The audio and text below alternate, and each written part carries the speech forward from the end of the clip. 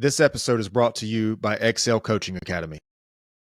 Hey guys, I'm really excited to let you know that I started a mindset coaching business.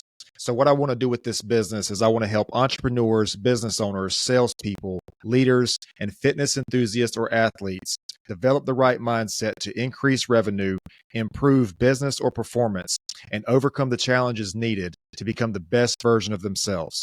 You can get more information about this by emailing info@excelcoaching.academy.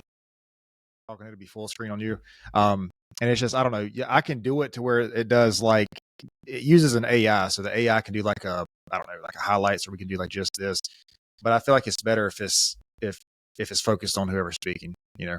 Yeah. For sure. But this is a really good software. So Riverside's really good for podcasting. It's a little bit better.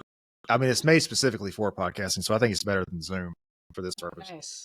Yeah, I've recorded on Riverside, but none of them have come out yet, so I haven't seen what it actually does. So okay, yeah. So I know that Zoom has that sort of that cell phone type sound to it, but yeah, this sounds really good, man. I say that as the last podcast I did, I had a problem with me, not the guest, but my words were like, the video and the audio were like out of sync, like just by a half a second, but it was enough for me to notice. So I was like, what's going on with this? So anyways, they have a good support system. Nice. And they can usually run some kind of software thing and fix it. So yeah. Nice. So I'm excited to do this with you. I know we're going to get into some stuff. You got a lot going on over there. So if you want to introduce yourself, say who you are, share anything that you feel is relevant, and we'll dive in. Sure. Yeah. So I'm Jesseca Tighe.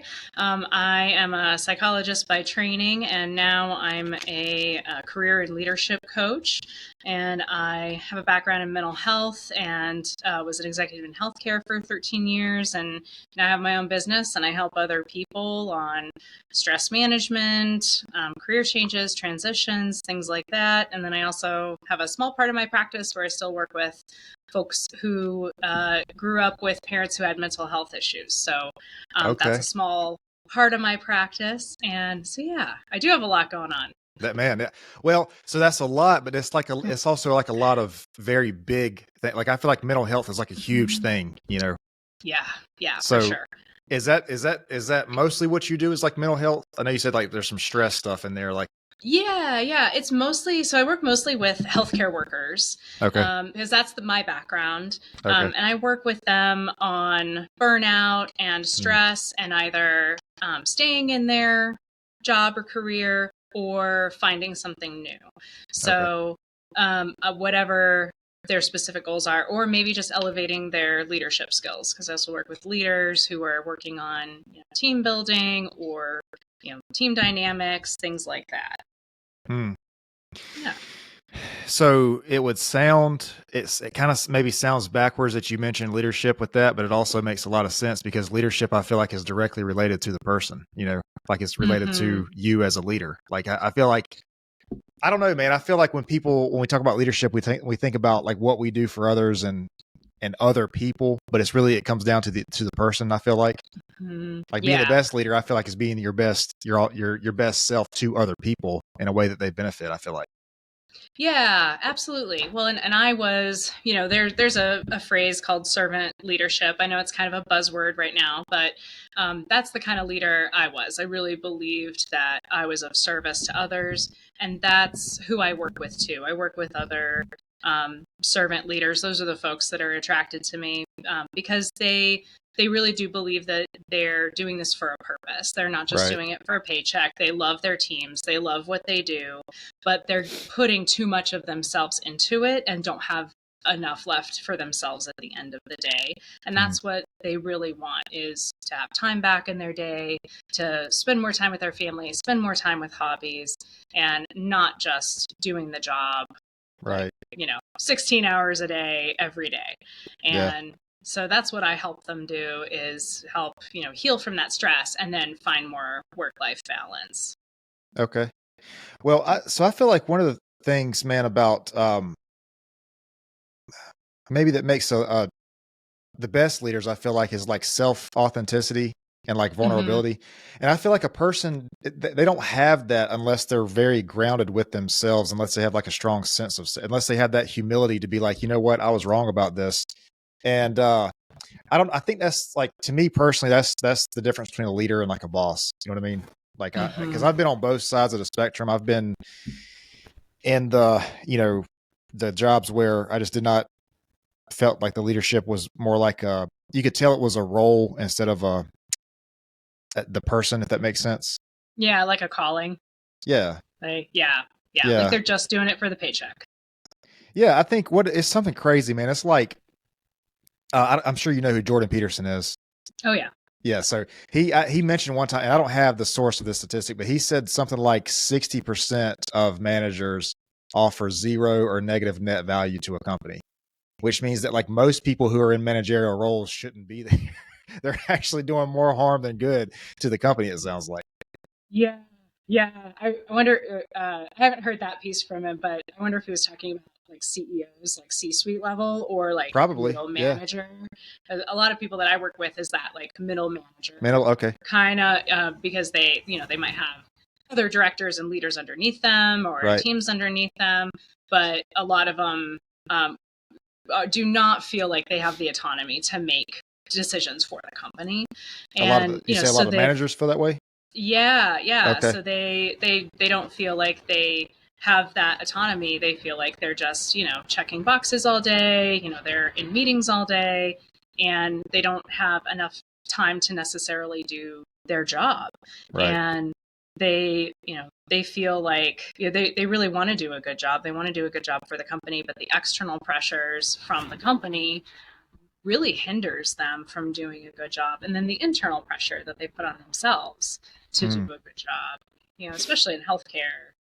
I know there's a lot of stuff about healthcare in the news right now because of United Healthcare, but I think that most people are in it for the right reasons. At least I have yet, to meet the psychopath that is, working in senior living or rehab. I have yet to meet those people.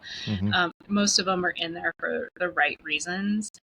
But they're overexerting themselves and they want to stop doing that. So those are the folks that I work with.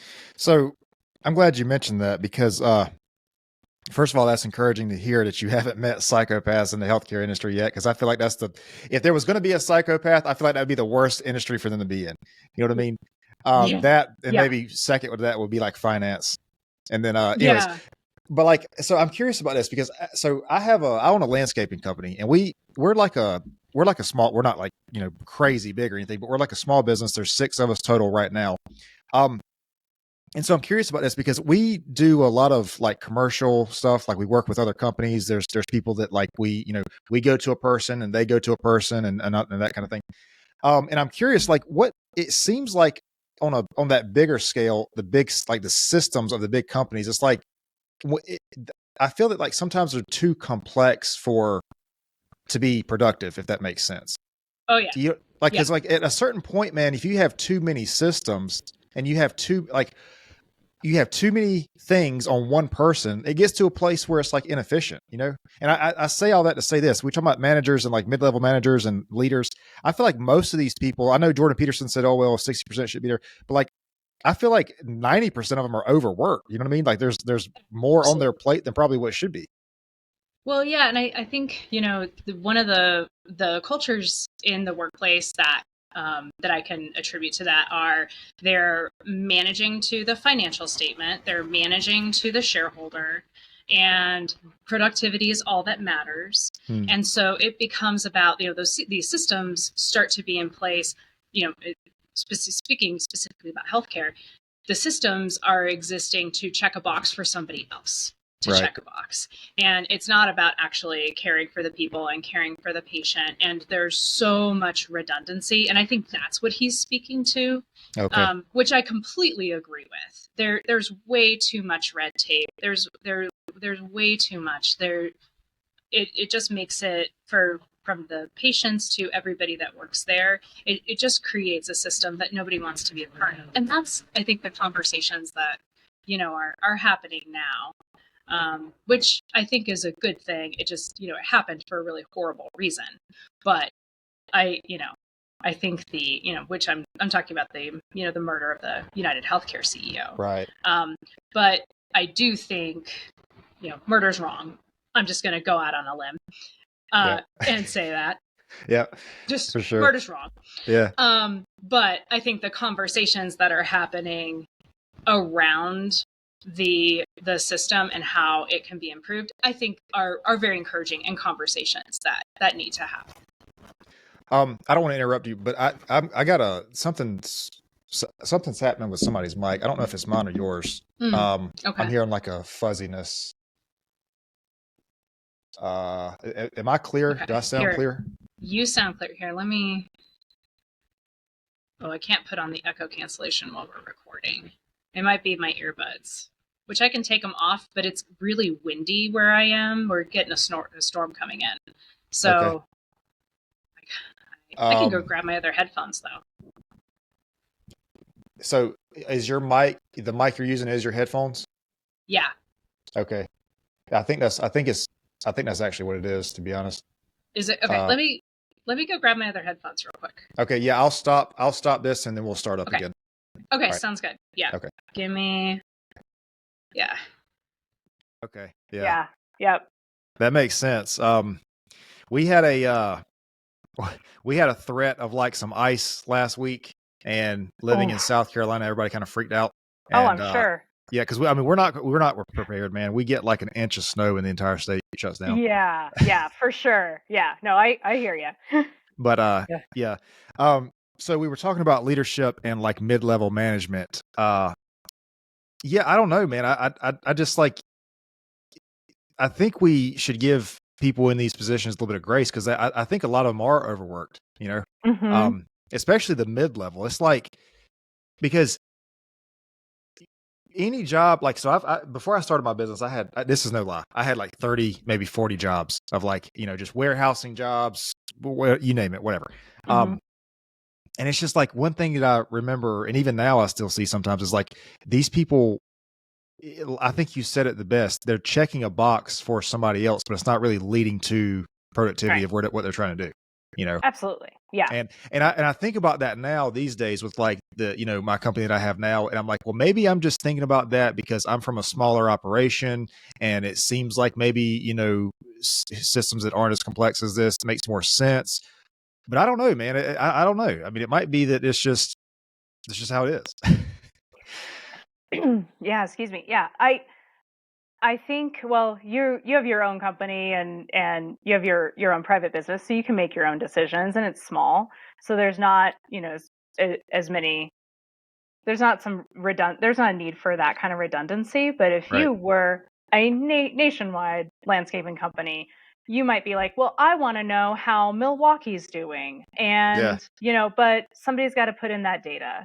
And so I understand that to some extent. I understand the need, like you've got to figure out how things are going, and it's a business, and how things are we're both business owners. We know we have to, be checking on things. But I think where it becomes a real issue when you have, 5 meetings a week about the same thing, just with different people. That's a thing I hear a lot about, from healthcare, is like, there's, half their day is packed with Zoom meetings now.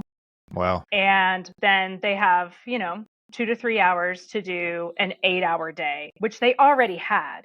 Because before all these Zoom meetings, it's not like, before COVID, it's not like they had, it's not like they had all that time. They still have all their regular duties. And now they've got meeting on top of meeting. They've got project after project. And then, someone sends an email at 5:00 and says, hey, I need this immediately. And they're just like, and we wonder why people are stressed out and job hopping. The turnover in healthcare. I haven't verified the statistic, but I read a study an article the other day, and it said that the turnover in healthcare is 180%. Wow. And I'm not surprised, because I'd heard it was, like 100, it was 80 before COVID, then it was 120 after COVID, and now it's like 180%. But people are really fed up and they're looking for the next job opportunity. Mm-hmm. And maybe it pays a little bit more, and they're willing to just change jobs and change jobs and change jobs just to find something that fits, just to get some kind of relief. And I think we really need to take a look at, what are we really doing to people? What are we really asking them to do? And are we asking them to do tasks that make sense? Or are we just asking them so that I can check my box on this spreadsheet so that 6 levels above me in the C-suite can check their box for their shareholders? Wow, it's too much. It's too much. I mean, because that's a good point, man. Because like these people, I'm assuming most of these people in this turnover rate, they had to pursue some sort of education, higher education, even if that's just a certificate for this, So Absolutely. it's like they've already made it through that. So it's like they're obviously determined to be there. They want to be there, and then so it's not that. I mean, maybe some of it is the job, but it's not necessarily the job. It's like maybe the system that comes along with that, or the overuse of systems. Yeah. I just, Go ahead. Sorry. Go ahead. Now, I was just going to say, I think this systems thing is important, man, because especially, most businesses are not huge businesses. Most businesses are small businesses, and the use of systems is good. I agree with that, but I think going too far with it, I think that at some point it becomes inefficient. And I also too, like I think leading from, and you obviously can't do this if you're a giant company, but I think with small businesses, leading from the front, like from the ground level up, if that makes sense. Like from the, when I say ground level, like you think about boots on the ground type thing, especially in the landscaping construction industry, I think that's important to get still be in the front lines of things, because first of all, you're not really going to know much about you might, if you have, you get to a certain point, you got certain crews going, you got a leader for each crew. Maybe you got a person that's helping you manage those crews. But at a certain point, man, I think, I don't know, just me personally, I think you have to get out there. Like you have to be there, and you can't be 2 places at once. And I understand that, but I think it's critical to be in the front lines when you get a chance. That's just me. Yeah. I mean, absolutely. Yeah. And I think a lot of leaders, especially servant leaders, that's what they want to do. They're there to actually be there and support their people. Like, when I was, I tried to check in with every director every day, even if it was 2 minutes. Like, how are you doing? Be there, walk around, be there for the staff, get out from behind your desk so that, people see you, and then you actually see what's going on. And, the people who just sit behind a desk and behind a computer, especially in healthcare, it's a people business. If you're not around the people that you're working with, those people don't call me. Like it's the people who are, they actually want to make a difference. They actually want to have a good team. They want good dynamics. Or maybe they took over, a facility, or maybe they got bought out. A lot of people come to me after there's been a big company transition, and they're like, well, we just don't know what this means or how to integrate this. And we help them figure that out. But they've got to get out from behind the desk. And I think that's a mistake a lot of people make. Yeah, for sure. Do you see, like with maybe the mid-level managers or just the entry-level people, do you see a lot of investment from the, I guess, employees if they feel that the leader is devoted to the vision, to the future? Absolutely. And vice versa. It's got to make sense for the employees too. And part of the job of the leader is to communicate that vision effectively so that everybody's going in the same direction. And that's a skill. And, sometimes people will get promoted and they don't necessarily have that skill. They've just done a good job in previous jobs. So it's also about, honing those leadership skills, because that's not something that's inherent for everybody. Those are things that are learned over time or learned by mistake. So, it's I think it's really important to also give people the resources and leaders the resources to learn what they don't know, and have the bravery to say, you know what, I don't know how to handle this situation. I don't know how to handle employee stuff, or I don't know how to handle this appropriately. Like, I'm working with he's a dentist who has a small office.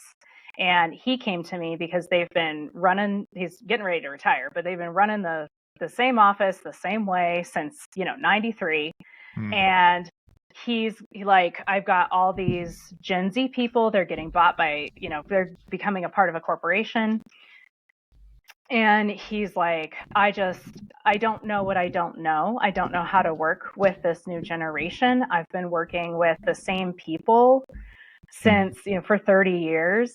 Right. And I've never had to have I've never had to have systems, I never had to have processes, I never had to have procedures. And so good for him, to reach out and have support and have the humility to say, look, like, it's not the way it is. It's not the way it was back then. And it's not the way it was when he was in school. And so, good for him for, signing up and getting some resources so that he can learn how to just, talk to his dental assistants. Yeah. So yeah, he's a cool guy. I'm really, really looking forward to working with him. That's absolutely, like, aside from the self-awareness and the humility aspect of it, I think another key trait of leadership is the ability to adapt and change, because things change, especially just in the last couple of years, man, like COVID, and then the election, and then all this other stuff. Like, things are changing so quickly, things. So and I feel like if, as a leader, if you can't adapt to that, or if your organization can't adapt to the change, it's not going to last, whatever that change might be for you. I know you were talking about this person, working with like a generation that maybe sees things differently from him. One of my hardest things I had to learn as a leader was, so I consider myself a very driven, ambitious person, and so, like, if I didn't sleep well the night before, I was still going to get up the next day and work or whatever it was. And so, like, one major thing that I had a problem, like, I had to really force myself to learn this, was like, if a person calls out sick for something that I feel like is a very minor thing, like, I have to be understanding. I had to be because I'm like, okay, well, that means that to this person. If I was in that place, I would still show up and do what I had to do. But it's like, I think because you hit on this, I think a big part of it is the understanding, trying to understand your team, trying to understand what's going on. Because I think, first of all, when people feel understood, if like, when people feel understood, they're going to be much more open, I feel like, to working with you on whatever the problem is. And I don't know, that was a tough lesson for me to learn, because I had to, like, force myself to be basically empathetic with them and be like, okay, well, this is what's going on to them. But then there's also a balance too, because it's like, okay, well, is this the third time this week, or, like, whatever. So that was an interesting journey, and still is. I mean, it's a never ending journey with that. Yeah. I mean, there's definitely a balance, and we're kind of getting into the nitty gritty now of, like, day-to-day employee stuff, because like, your BS meter, can get raised pretty easily with, some of the excuses, like, I remember, I'll never forget when I had an employee and she kept calling in, and this is just, a line staff person. This is when I was a baby supervisor, and I'm like, this is the 5th time your grandmother's died. Like, how many grandmothers do you have? She's like, oh, well, she's like my grandma. And I'm like, you need to come to shift tomorrow. I'm sorry. Like,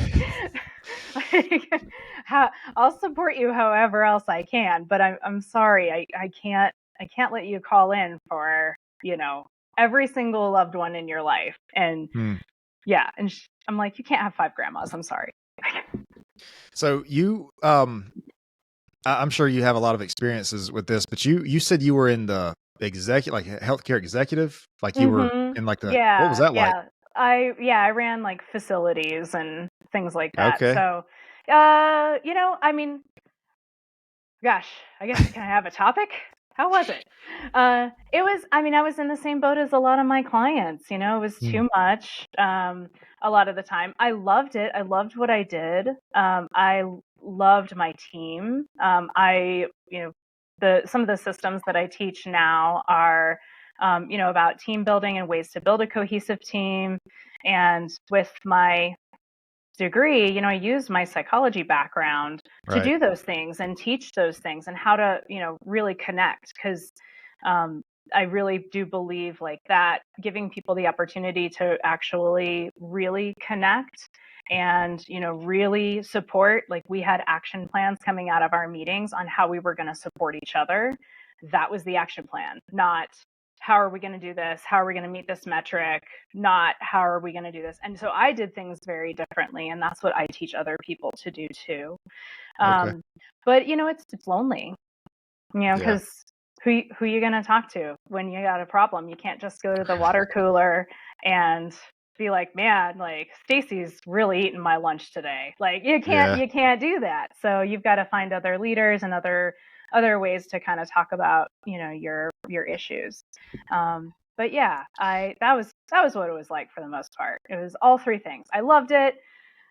It was really hard. I got super burnt out, and I loved my team, and I loved what I did.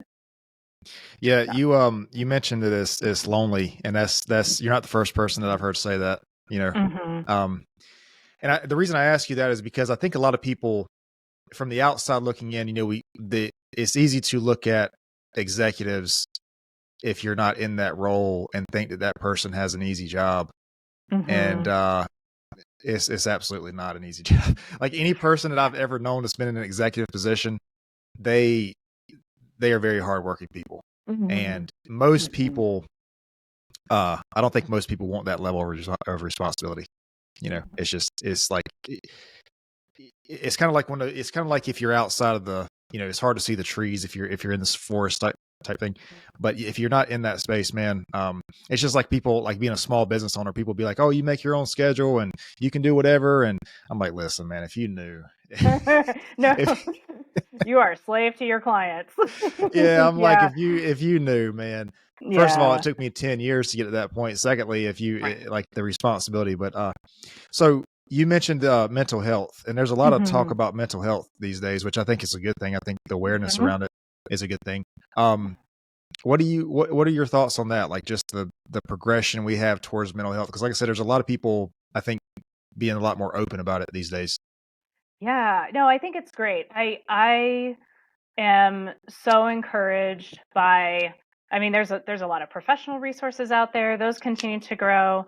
I'm also very encouraged about just some of the, support groups that are out there. There's Facebook groups. There's, ways to get, support. There's ways to get education that are not necessarily led by a professional, or not necessarily, evidence-based or, empirically challenged, but I don't really care. I think it's great that people are having conversations and talking about it in a new way. I think it's great that we're talking about mental health at work, and that, we're having those conversations instead of just having a wellness program that doesn't work and just says eat more apples or whatever, and just says, well, here we have an EAP program and it's 12 free sessions and good luck with yourself.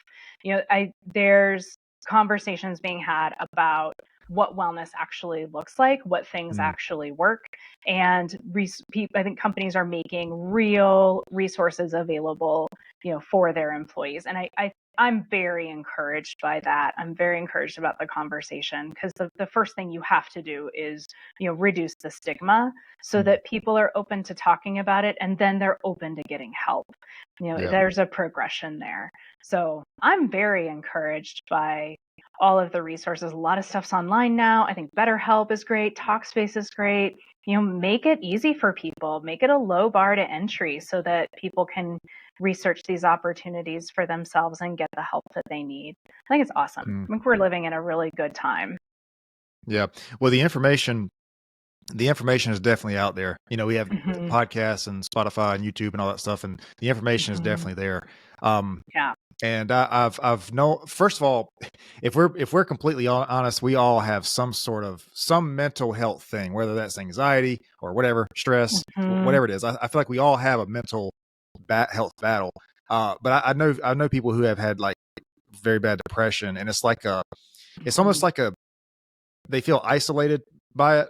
But I think what we're finding out is like, it's not isolated, man. Like I talk to people all the time, and we talk about things like imposter syndrome, and we talk about like, looking at other people who are doing these crazy things, and oh, this person's running this company, they have this business. But it's like, I try to explain to people that if they don't have it now, at some point they also felt the way that you do about imposter syndrome, because they just, and they could even still be there, and they just have figured out a way to handle it better than what you have right now. I mean, it's like because the problem I have with that when we look at people in this role or in this job or, this athlete or whatever, it's easy to label it as talent.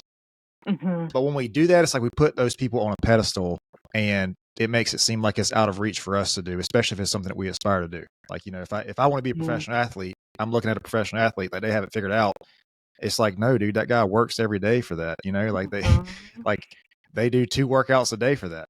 I don't know. It's just, I think that awareness of it, but yeah, the mental health stuff I think is important. At least the conversation, the awareness of it. And I don't know, man. It's almost like, though, if you talk to people, it's almost like mental health is subjective to the person. Like everybody has a different meaning of what that means. Absolutely. And I was talking to another psychologist, Dr. Wolfhart. She was on a couple weeks ago, and we were talking about when you talk about subjectivity, we were talking about like a person. So like if you open up, if you do surgery on somebody, you can see their brain, right? You can do surgery on their brain, but you can't really like see somebody's mind. You know what I mean? You can't see you can see, I think she mentioned you can see depression on an MRI, but you can't see like, at least I don't think you can see, I'm not aware of anything where you can actually see thoughts or like, whatever. I mean, you might see like, chemical firings or whatever, but you can't see somebody's mind. And so like everybody's mental experience is like subjective to them. So it's like when we talk about mental health, we talk about psychology, man, it absolutely fascinates me that there is a industry, a scientific field that like is studying this thing that is like almost literally subjective to each person. Like, how do you even, you go to a doctor and you have like a knee problem. Okay. The knee is supposed to do this thing. It moves this way, but it's like the mind, it's like, that's like almost an infinite, there's like infinite possibilities. I feel like with that. Yeah, absolutely. Well, which is why I love it, because, it is like human behavior is infinitely fascinating to me. And I always loved puzzles as a kid. And I feel like human beings are a puzzle that I need to solve. For sure. I still feel that way. But yeah, and to circle back on a couple things you said a little earlier, we get into a rut where we're judging our insides by other people's outsides. And we've really got to stop doing that. I like that. We've got, don't just look at, someone's Facebook or someone's social media or, someone at work or someone, and think like, all right, they've got it all figured out. And if I just do what they did, it's like a recipe. All I need is the right ingredients and the instructions and I can make the cake. Right. And that's so not true. Like you can't judge your insides by someone else's outsides, first of all. So that's something I want people to take away from. And, also like when you talk about the study of the mind, it's, there are patterns. And so that's what diagnoses are. That's what those things are. So yes, there's all this neuroscience and that's just growing exponentially. And that's, really validating, a lot of theories and also invalidating a lot of theories so that, we can hone our practice and make ourselves better. But I think that when you're looking at, patterns of behavior for human beings or, patterns of thinking, those things are pretty static. We know what a pattern of behavior is. And then, we can look at what are those qualities that are contributing to that and then create a treatment plan for that person. That's how I see it anyway, on a really basic level. Yeah, that makes sense. I think the conversation I was having with her was like more of a, like an empathy thing, like understanding where a person, like if they tell you their experience of life and then you hear another person's experience of life, it might be 2 completely different experiences, but they feel the same level of, stress or trauma or whatever it is, even though it's 2 completely different, experiences. It's just like it's I guess the human experience has the potential to be so unique to each and I guess you have to look at patterns because there's no other way you could do it. Like it would be, 8 billion different diagnoses or whatever it is, it would be crazy. Yeah, absolutely. You mentioned earlier that you work with people with stress, with stress, I guess managing stress. Yeah.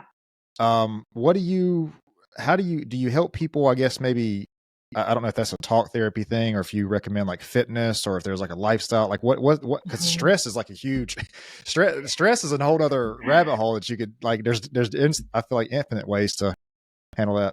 So what do you do with stress? Yeah. Well, first, let's talk a little bit about what stress is in the body. Yeah. Okay.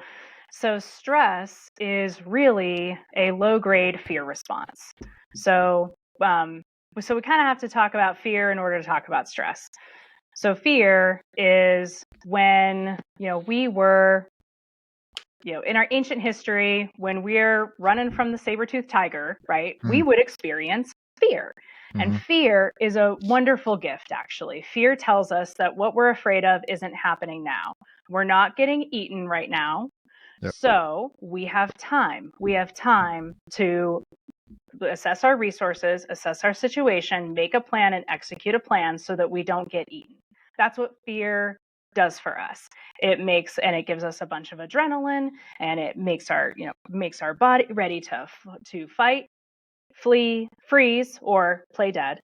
So those are like the three things that we're prepared to do in order to try to handle the situation. So, fear is actually a gift.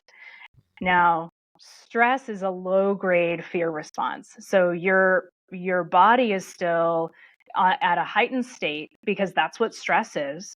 And it's because maybe you're working too many hours or you're, experiencing some stress at work because there's major projects due or whatever. Well, if you do that chronically, it's not good for your body to be in that chronic state all of the time. It's not good for us. And so stress is actually a signal, and it's trying to tell you like, hey, this isn't good for us. This isn't, hey, this isn't good to be, hyped up all the time. You're going to get a cardiac condition in 15 years. But because it's out there, it's kind of this existential kind of problem, we ignore it and we think about the stress as just something that's super annoying, or it's something that I need to ignore, or I'll just work through it. We judge our insides by other people's outsides. So, so-and-so is handling their stress fine, or they have the same job, and so I should be able to handle it too. And we don't take the time to rest and recover the way that we really should. We don't have time to listen to that signal.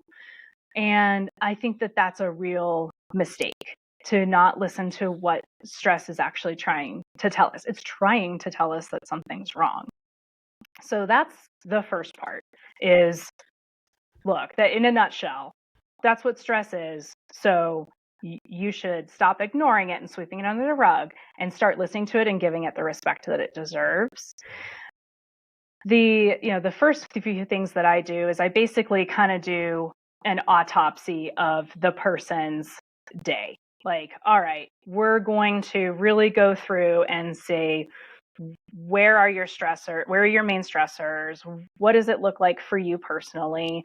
Where can you find time during the day? Because the people that come to work with me, they were like me. They're working 50, 60, sometimes 70 hours a week. They're on call all of the time.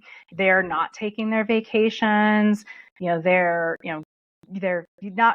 getting interrupted at their kids' practice. There's lots of things that that stress can be attributed to. And we really do a autopsy of their day, really figure out where we can put in some skills and some boundaries, because some of this is self-imposed. I know people don't like to think that, but like I said, I work with people who are servant leaders and they overexert themselves. So we look at those patterns of behavior and where are those places where you're really giving more than you should. And let's really dial that in and start honing those skills. And there's a lot of tips and techniques that I start doing with people on how to really rest and recharge and what that looks like for them and what self-care actually looks like. Like you mentioned, athletes, they make time for rest and recovery. It is a part of their process, but we don't do that for ourselves in everyday life. And you have to build in actual rest and recovery, and it has to look a certain way in order for you to be more effective when you're working. So I think that's super important, and it's different for everybody. But that's what I help them do, is what actually does it look like for them, and how can they really rest and recharge and get some more time back in their day.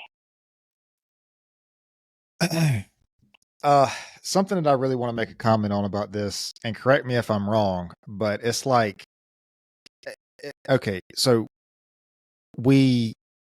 it's possible for us to experience such a prolonged, I guess, period of stress that we feel like we're able to handle the stress. And maybe, I don't know, maybe we can, but it's like, I don't know if this is a condition or like just a psychological idea, I guess, but it's like people get to the point to where if they're not in that stressful state, they don't feel normal. And so they like, like you hear people like sabotaging relationships just to have that little bit of stress, or maybe it's something in a career or a job.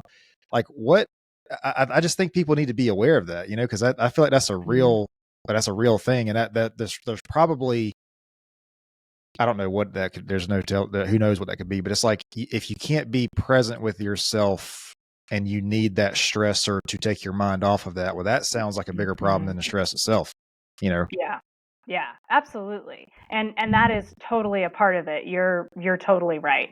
People, human beings are great at adapting, and sometimes that gets us in trouble.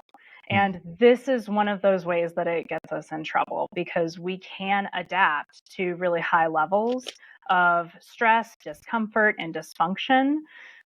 But, then we have, then we have a heart attack at 49. Right. I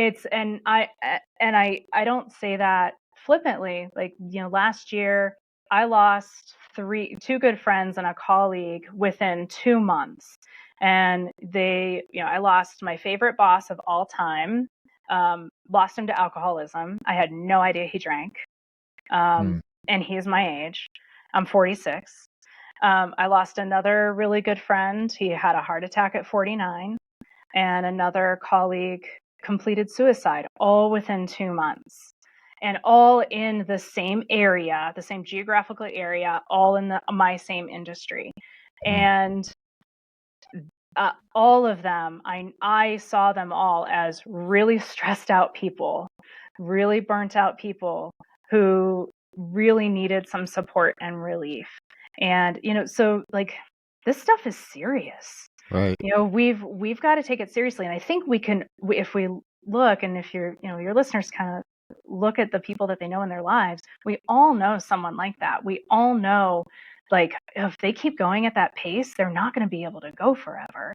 Or they know someone who did, pass, or, someone who just said, all right, I'm moving to Mexico and starting a taco stand, or had some kind of crazy life change because they just couldn't handle it anymore. And we all know people like that. So this stuff that we're talking about is really serious. And we have to take it really seriously and give it the deference that it deserves. For sure. I was just talking to a guy on the podcast. We talked last week, and he was a therapist. I think he's doing some different things these days, but his focus was like addiction, like sexual addiction. And he helped people, specifically men, specifically with sexual addiction. And I was talking to him, and I said, I feel like two things that are sort of not necessarily laughed at, but not taken seriously in the addiction space. If I feel like if there were two things, it would be sexual addiction and work addiction. It's just like, cause like, of course, like whatever, but these things are obviously serious things. And I'm not saying that, I know we're talking about stress and now we're kind of going on to addiction, but I think addiction to work, I think, is also a serious thing that people need to be aware of. Because at some point, you have to be in charge of the career and work the career and not let the career work you, but then it's crazy too, man, because, I'm a person, like, I believe in the discipline and the drive, the ambition, all that stuff, but you have to have that balance. And I think that balance it's unique it's subjective to the person for sure. Like we hear about, you hear about the average millionaire is up at 5 a.m. or whatever, but it's like, that would never work for me, man. Like, I am not the person to be up at 5 a.m. I might be up at midnight working, doing something, but I'm not going to be up at 5 a.m. Like, I mean, I don't know. I just feel like it's so subjective to you. And I don't know, maybe most people are not on that extreme space, but for those that are, man, it's just like, I don't know if it's finding that balance or like maybe if you're trying to work to take your mind off of something else, maybe then that something else is the issue. I mean, I don't know, I'm on the outside looking in here. Like you're the professionals. I'm just throwing ideas out there. I had no idea. Yeah, no, that can happen too, for sure. And I have a couple thoughts. So one, the term addiction, colloquially in our culture, we use that to describe a huge spectrum of behavior. So clinically, we use it to describe a specific subset of behaviors. But, it just in regular conversation, and I do this too, like, oh, I'm addicted to sugar, or, Right. oh, I'm addicted to baby pandas, or whatever it is. Like, oh, I'm addicted. And so we use it so often to describe a lot of different things. So that's, I think, part of the problem is we're using addiction to describe those things. So when we hear it, and you're not a clinical person, you're just hearing it in a different way, and you might have a different picture of what that looks like. So I think that maybe we need a different word. I'm not sure. We tried the word chemically dependent for a while for substance abuse, and that never really stuck. But whatever. And the other thought I have is, I think when you are when you're giving. Well, actually, before I go into that, let me back up. So we were talking about workplace addiction. Or there's an a ICD-11 diagnosis for burnout, and there's actually diagnostic criteria from the World Health Organization regarding burnout as a workplace phenomenon. So you can get diagnosed with burnout, and it's working too much. There's 3 different kinds. So one is frenetic burnout, which is what we were talking about before. You're investing too much into your work, and the regular rewards are not enough to compensate you. So, you're not getting enough back. So you're channeling too much energy into your work or into your career or into your job.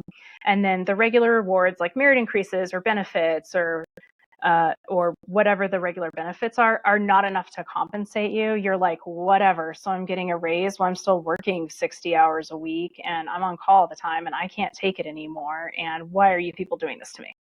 So there's frenetic. Then there's worn out burnout, which is completely external. So that's the company, the culture, the boss is putting too much on people, and they're getting worn out. Usually people that come to work with me have a combination of the two, because the healthcare culture is a combination of the two. The third one, which I don't see these people, but it's under challenged burnout, and it's like the Milton character from Office Space.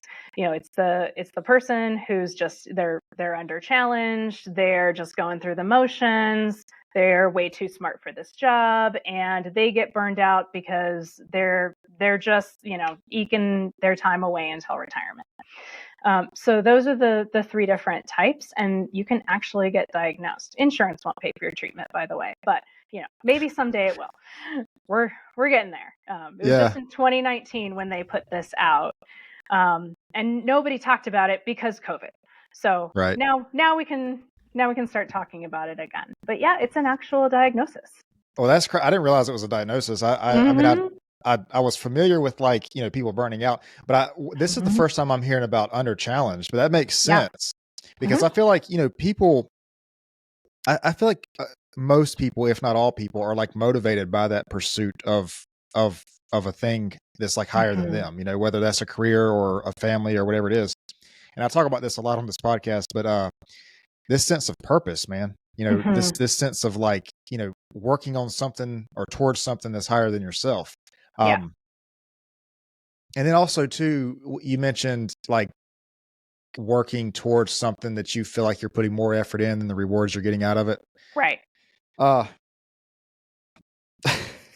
That kind of, I don't know, man, that kind of hits home with me because I feel like, I don't know. I feel like I'm working towards a lot of things, but it's I also know that these things, they take time and effort, and it's going to take time to see the rewards from this. But I don't know, where do you determine at what point, that I don't feel burnt out though. I don't feel like I'm, doing this all for nothing. I mean, I'm progressively seeing results. so I don't know if that's a bad thing or not.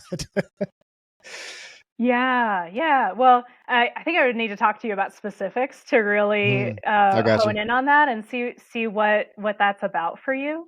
Okay. But yeah, if in terms of stress and burnout, it's it in terms of that. I mean, that's why the turnover happens in all of these positions. It's like, oh, I'm going to go down the road for just a little bit of a higher salary, or maybe it's a different company. Maybe grass is always greener. Right. And then what you're talking about is those slow rewards, and I think all entrepreneurs kind of experience that at certain stages in their business. I know I have. And it's just like, oh my gosh, when is this gonna freaking happen? Like, yeah, come on.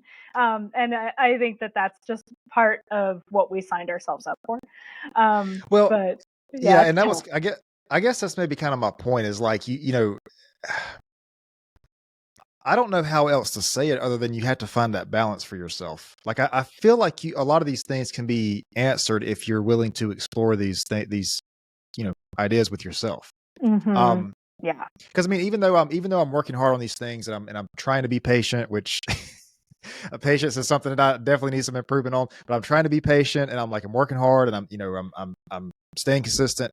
I don't feel that whatever one would feel, because I have had physical burnout before. Because the company I own is a landscaping company.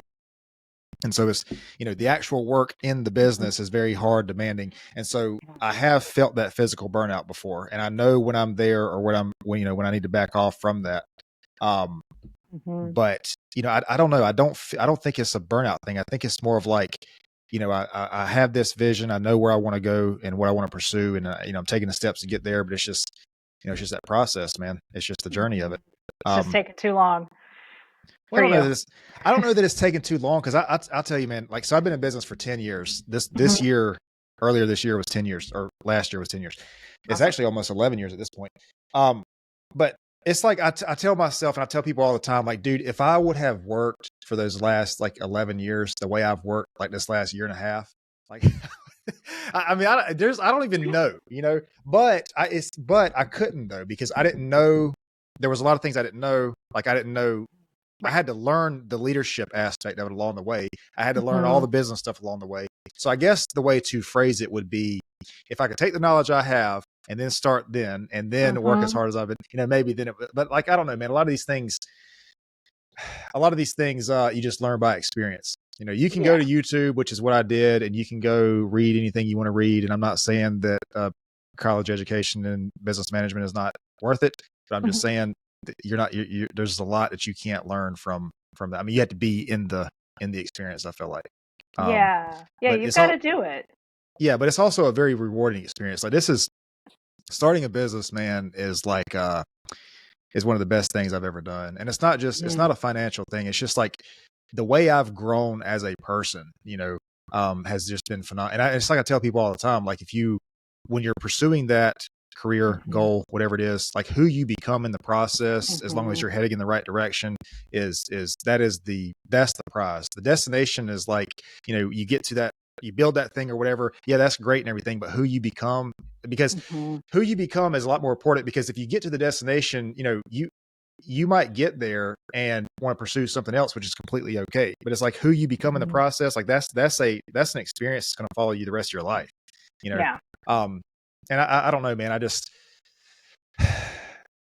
also say that because sometimes in entrepreneurship, I know you probably know this, sometimes you have to have a connection to that sort of ideal, or something that's much higher than you, because man, you're going to get tested. You're going to overcome, or have to overcome challenges and obstacles, and people are not going to pay you, on time. People aren't going to I mean, there's just things that happen, And it's just I feel like one of the ways to stay connected to that is that higher sense of purpose. Is that, that ultimate goal. But I don't know. It's just been these past 10 years has been crazy.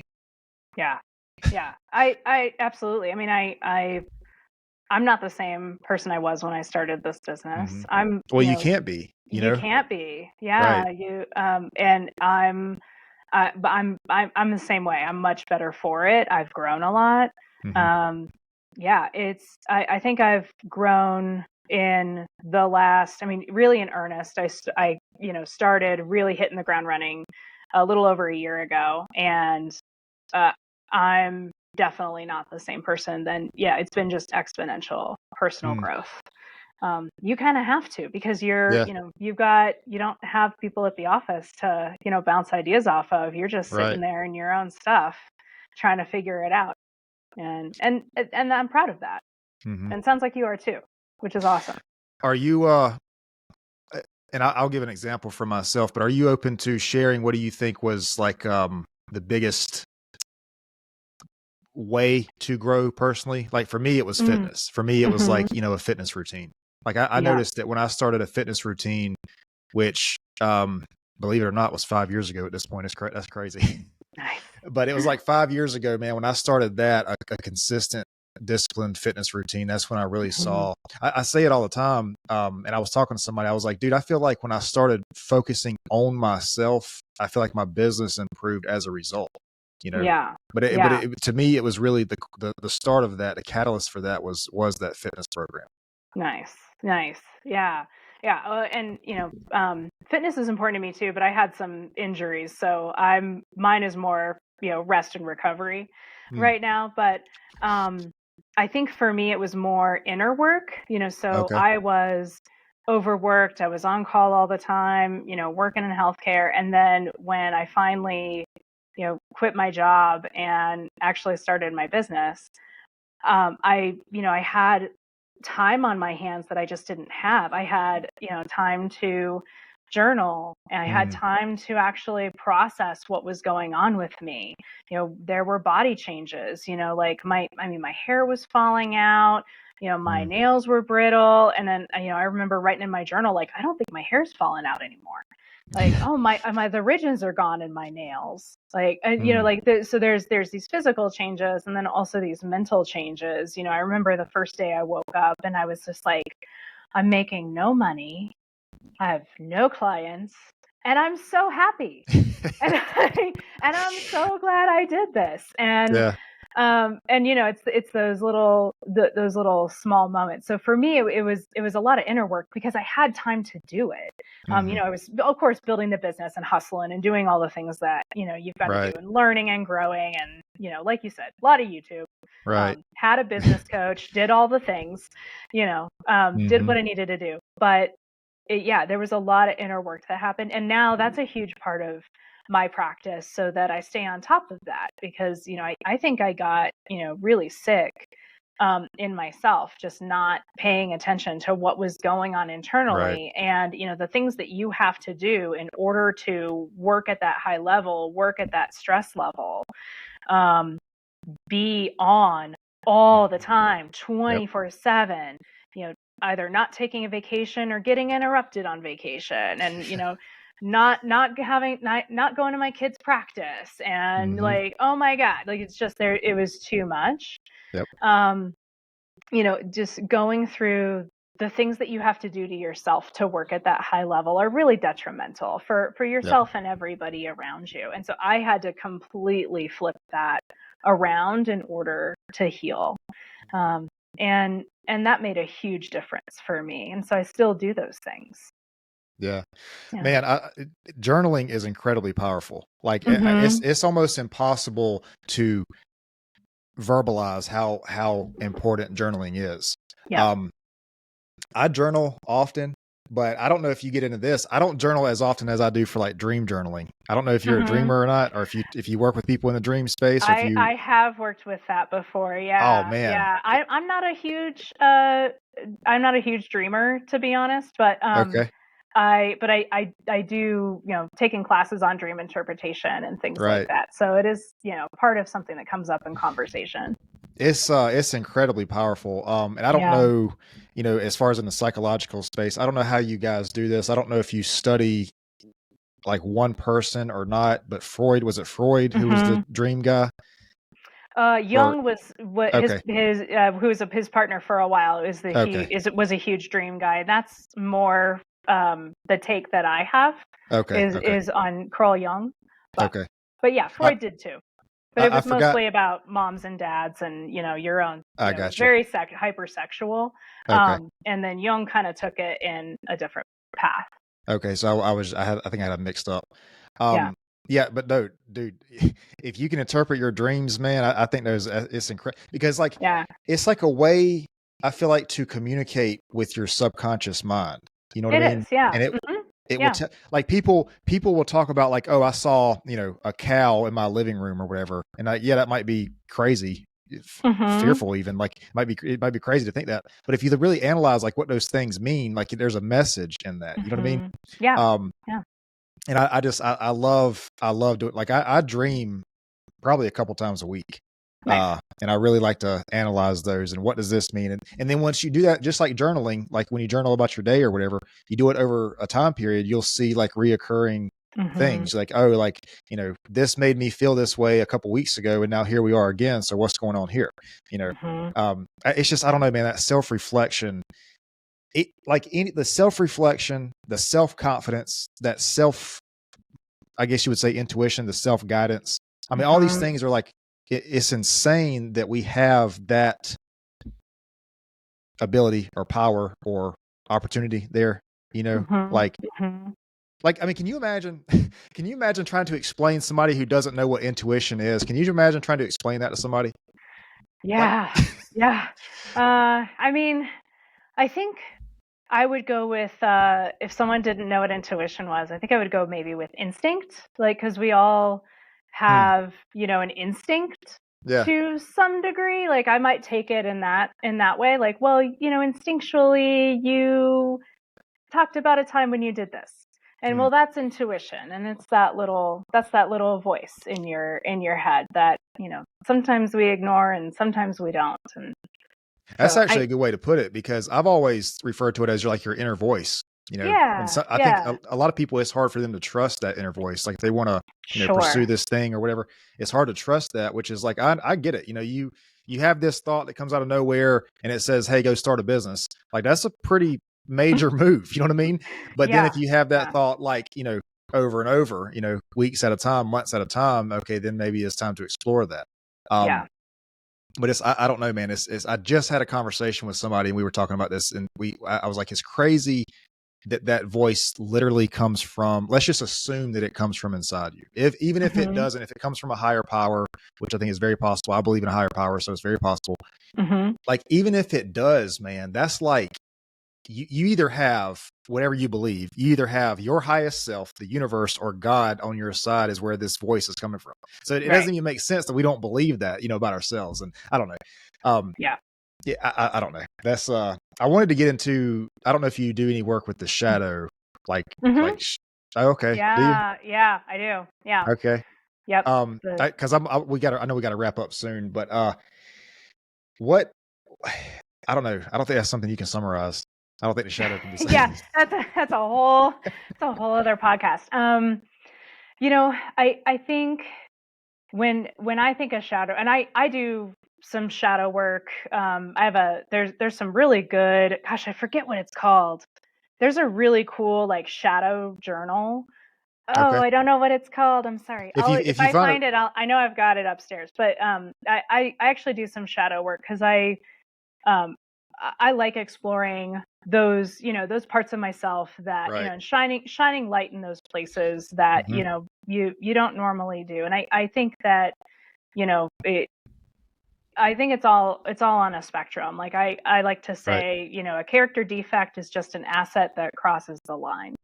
And I think that we have to look at those places where we're crossing the line and really shine a light on that and do some work on that. And that's how I feel like the shadow work is. I'm looking at those archetypes and, I've got my oracle cards, I have my archetype cards, like I do all that stuff. I'm Oh, kind you of really woo get into in it. in my personal life, I'm kind of woo woo. Um but and those archetypes remind us of those themes that we can explore in Mm, ourselves that we might not otherwise explore. And So in a super basic way, that's how I kind of explore that work. But Yeah. yeah. Well, it's like if you can also, if you understand that, if you can tap into that, man, it can be, Mm-hmm. it can really be helpful. Mm-hmm. I mean, I know it's the shadow, and it's phrased that way because it's like, the repressed things that we feel like are not acceptable, or, acceptable or whatever. But it's like if you can like merge the traits with the positive traits, man, I think that's like the balance. Yeah. Who was it? Was it Carl Jung that said, if you, how did he say it? If you leave this is, I'm butchering this quote, but he said, if you can, bring your shadow to awareness, unless you do that, it'll be like, it'll direct your life and you'll call it fate or something along those lines. Yeah. Oh, I don't remember the quote either, but yeah, I know the one you're talking about. So basically the message I believe was, that was Jung, if I'm not yes. mistaken. But Well, he yeah. did all the shadow stuff, right? He was the shadow guy, he right? did a lot of that. Yeah. Yeah. Okay. And then other folks have kind of taken on that Okay. mantle, and now there's a lot of great work on it out there. Okay. Yeah. Yeah. Exactly. Like what you're not aware of in yourself can really come back up to bite you. As if, we're, I think, different aspects of ourselves, if you look at it in terms of archetypes. Like I have the woo woo witchy side, and that's not the professional side that my clients see. Right. But I have the super duper crafty side that likes to stay at home and crochet and read books. And I have that side, and then I've got I have the shadow self, which is a little darker, and it's that voice who's just like a little more aggressive. And that voice can come up in those little moments of, for me, it's in those moments where I'm feeling unsure, and it's that part of myself that's trying to protect me, is what I see it as. But I think that those parts of ourselves are there for a reason. Every emotion's there for a reason. Every thought's there for a reason. And it's about exploring those things and actually delving down into them versus pushing them aside. Yeah, I think it's just as powerful as the divine feminine, divine masculine conversation. I don't know if you get into that one or not, but it's like you try to tell people like that. We all have masculine, feminine sides, and it's like some people are like, I'm not feminine. I just like, calm down. But you're like, it's not what it means, dude. Just kind of, but it's like I think the best thing, and this is my understanding of it, the divine feminine creates, and the divine masculine pursues. So if you create a business, that's you. That's literally the two working together. You create the thing and then you pursue the thing. And it's just, I don't know, man, these, I don't even know who came up with the divine masculine, feminine, what psychologist or whoever it was. But that is something, that's a whole nother rabbit hole. Yeah, it's been around for a long time. I don't know who came up with it either, but that part's been around for a really long time. There's some ancient stuff on that. Oh yeah, for sure. Just the balance of, who you are. It is. It's the balance. It's another way of saying, the yin and the yang. It's, the light and the shadow, the faults and the virtues. It's just another way of saying, we are whole beings, and there's different ways to label that wholeness in a way that's helpful, so that we can label it and, take it and toy with it and work with it. And discover some things about ourselves. I think that's all it is. Yeah. But man, this is a crazy place to end this. I know. How many different conversations do we have? That was a crazy hour. Yeah, look, sometimes I'll go off the rails, man. I go off. That's all right. Because like you'll say something and I'll be like, oh, I want to explore that thought, and then like that's why I tell people, like, look, if you be prepared for like anything in this space, man, because we don't know. Who knows? That's right. Where do you have social media, website, or anything? Yeah. So my website is Solutions for Health. So it's SOUL and FOR, Solutions for Health. And then I'm on LinkedIn, Facebook. I do have an Instagram, but I don't really watch it. Okay. And then, people can go right on my website and they can email me. You can actually book a free session so that we can talk about what's going on. So you can do that from my website, from my LinkedIn, or from my Facebook. And Perfect. Happy to support. If you want to send me all that stuff, you can send it to me and I'll put it in the descriptions. Will do. So one last thing I ask everybody before we close, if you could, I know it's hard to say the most important, but if you could share one of the most important lessons you've ever learned, it could be something from your personal life. If you're comfortable sharing your career, what do you think is one of the most important, most valuable lessons? I think one of the gosh, there's so many. I've had really great mentors in my life. I've been really gifted, but I think one of the things that I really learned is something that we talked about today. You know, I said, don't judge your insides by someone else's outsides. And I really had to learn that from myself. Like I grew up with, I had a mother who was very mentally ill. I grew up very insecure. I did not have this voice when I was growing up. So I had to overcome a lot of that. And find my voice and find out what I really like, who I was when I wasn't taking care of somebody else, or when I wasn't someone's both the problem and the solution to that problem. I really had to figure that out. And so that was really impactful for me because it's a tagline, but for me, it was a years long process of, healing and awakening and going through different kinds of therapy and, just getting myself to the point where I no longer, like, I'm super non-judgmental, and I don't do that anymore. And I'm glad for that. I don't look at someone and I'm like, oh, I wish I could be that. Or, I'm more like, oh, good for them. Like I see myself as separate, but that wasn't always the case. So I think that's really getting over that bar for me personally was the most important thing I ever did. Yeah, that's a very big bar to get over, Yeah. And I feel like it's even harder, like with social media and everything, because, I mean, let's be honest, everybody's putting the best part on social media anyways. Right. Well, So why are we believing it? Why do we do this to ourselves? Yeah. I mean, you mentioned Instagram and not looking at Instagram, and I think that's probably the healthiest thing we've said this whole podcast, because it's like everybody, Instagram is like a highlight. You see a very small, very small resolution of what that person's life is, Yeah, so. I don't find it super valuable. I'm way more on, well, LinkedIn is, I'm super like that. Those are my people. It's a business platform. It's so right. I'm way more on LinkedIn and just a little bit on Facebook. But this is what I value. The back and the forth. Getting to know people, actually talking with them. Talking about things that are important to them. That's my jam. Well, listen, I definitely appreciate you talking to me today. Hope I didn't go too far off the rails. No, it's great. No, now, yeah.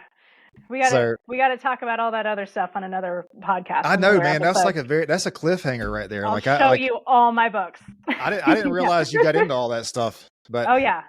We'll do Witchy Jess on the next one. Oh yeah, nice. Yeah. Well, listen, hang out. If you can, just hang out for just a second. I'll explain to you the upload process and all that good stuff. But definitely appreciate your time. All right. Yeah. Thanks for having me. It's been a joy. All right. Hey guys, I appreciate everybody tuning in today. If you enjoyed this podcast or enjoyed this episode, you can find more at Pure Wisdom Podcast. This is on Facebook, Instagram, YouTube, TikTok, Rumble, Spotify, Amazon Music, and Apple and Google Podcasts. There you can subscribe, like, and share and interact with all of our content. Again, we appreciate it, and we will see you next time.